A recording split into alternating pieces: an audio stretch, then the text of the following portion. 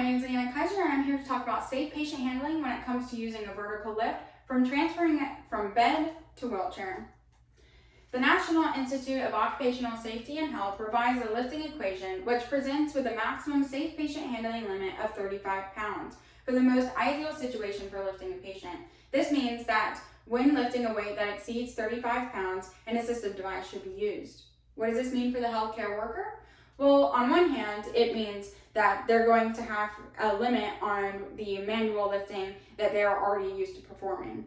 However, this does provide for a safer environment for both the healthcare provider and for the patient. This means less clinician injury, less patient injury, better body mechanics, and more efficiency. Communicating with our patients is also extremely important. When using a vertical lift, you should instruct your patient on everything that's going to happen prior to doing the activity as well as throughout the activity itself. You should also make sure to gauge your patient's body language and facial expressions to ensure that they're doing okay throughout the process. So how do we use the lift?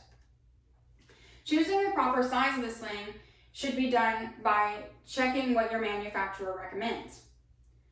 When it comes to weight limits, most lifts accommodate 350 to 400 pounds, but there are bariatric lifts that can accommodate up to 1,000 pounds if need be. You want to stabilize the hospital bed and the wheelchair by locking them prior to the activity, and you want to make sure that they're easily accessible. If the patient is unable to sit up, you can have the patient roll to one side and have a clinician stuff the sling underneath them as far as possible, have them roll to that side, the opposite side, and then you're going to have another clinician on the opposite side unroll the sling and then have the patient go back to their back. Then you're going to place the loops around the legs, going underneath the leg and then over the opposite leg.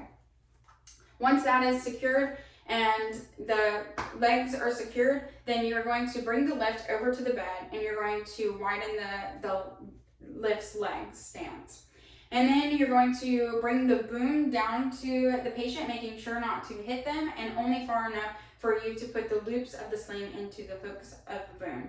You're going to take the sling's loops that are closest to the head and the ones that are farthest from the feet in order for the best position for wheelchair. The patient is ready to lift. You will move them over to the wheelchair. You will slowly bring them down into the wheelchair, remove the loops, and then you're going to leave your patient in the best patient position for safety.